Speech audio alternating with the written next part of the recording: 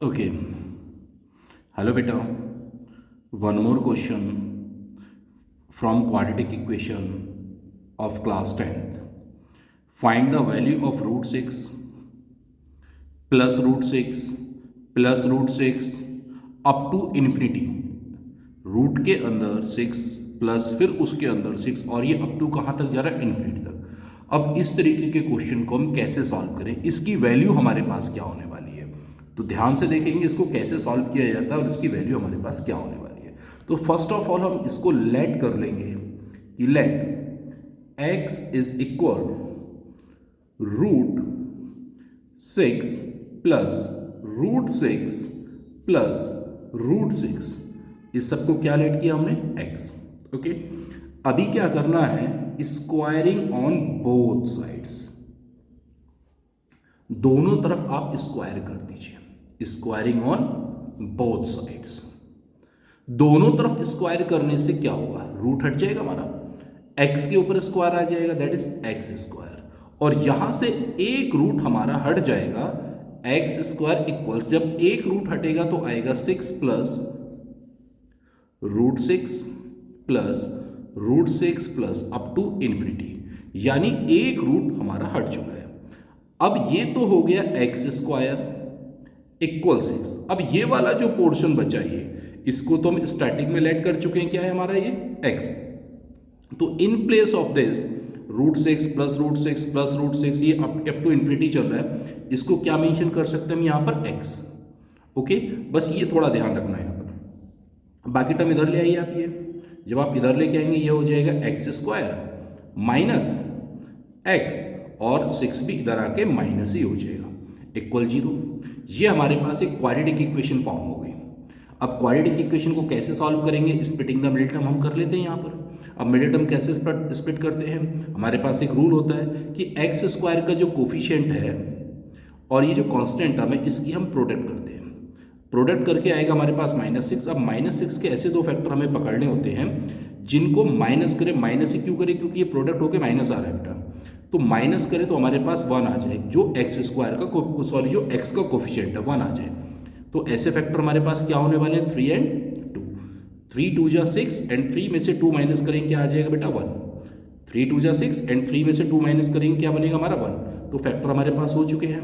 X square minus 3 minus 2 x minus 6 equal 0. X square minus 3x plus 2x, बाहर minus था, अंदर के sign change हो गए, प्लस वाला तो माइनस हो गया और माइनस वाला प्लस हो गया, -6 इक्वल्स 0. x यहां से हम कॉमन ले लेंगे तो क्या हो जाएगा? x माइनस 3, यहां से 2 हमारा कॉमन हो जाएगा, x माइनस 3 इक्वल्स 0. अब इन दोनों में कुछ कॉमन है हमारे पास बेटा. आप देखेंगे ध्यान से क्या कॉमन है दोनों में? x माइनस 3 यहाँ भी है, x माइनस 3 यहाँ भी है, इसको हम कॉमन ले लेते हैं. तो ये हो जाएगा x माइनस 3, यहाँ बचेगा x प्लस 2, ये प्लस 2 हो गया, इक्वल 0. यानी इन दोनों की प्रोडक्ट क्या हो रही है बेटा? 0. x माइनस 3 की प्रोडक्ट जब x प्लस 2 के साथ करें 0 हो रही है. इट मीन्स x माइनस 3 0 के इक्वल होगा, या x प्लस 2 ये भी 0 के इक्वल होगा. तो यहाँ से x हो जाएगा आपका 3 और x हो जाएगा -2. तो अब हमें यहाँ पर, जैसा कि ये क्वाड्रेटिक इक्वेशन थी, x की दो वैल्यूज हमें मिली, x3 भी मिला और x -2 मिला. x क्या था? Root 6 plus 6 root 6. इन सब की ये वैल्यू को हमने क्या लेट किया था? इसको x. अब x की हमारे पास दो वैल्यूज मिली, 3 मिली और -2. तो कौन सा हमारा आंसर होगा? +3 या -2? एक बात हमेशा याद रखना, रूट से कभी नेगेटिव वैल्यू नहीं आती. रूट जो होता है हमेशा पॉजिटिव ही आंसर देता है. तो इसलिए ये जो नेगेटिव वाला हमारे पास आंसर है ना, x इज इक्वल टू -2, इसको हम क्या कर देंगे? रिजेक्ट कर देंगे इसको. ये हमारा आंसर नहीं हो सकता, क्योंकि रूट से हमेशा पॉजिटिव आंसर आता है. तो so x is equal to 3 is the solution, या आप वैल्यू बोल सकते हैं. किसकी वैल्यू हो गई? Root 6 plus root 6 plus root 6. इसको इन शॉर्ट अगर ये MCQ में भी आता है तो इसको करने का एक तरीका है, इन शॉर्ट भी आप कर सकते हैं. आप यहाँ पे देखिए जो लिखा हुआ है 6, 6 के ऐसे दो फैक्टर बना लीजिए। इन शॉर्ट एमसीक्यू के लिए बता रहा हूँ मैं आपको ये कि इतना सॉल्व नहीं करना पड़ेगा आपको। इसके आप फैक्टर कीजिए जो भी नंबर लिखा हुआ 6।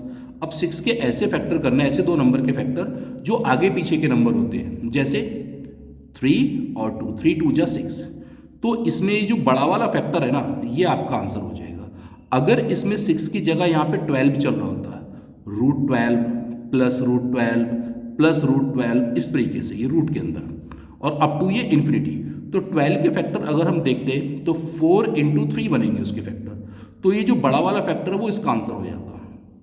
समझ आ रही है बात ये? ठीक है, क्लियर? ठीक है, तो आप इस तरीके से इस क्वेश्चन को सॉल्व करेंगे। Okay, thank you.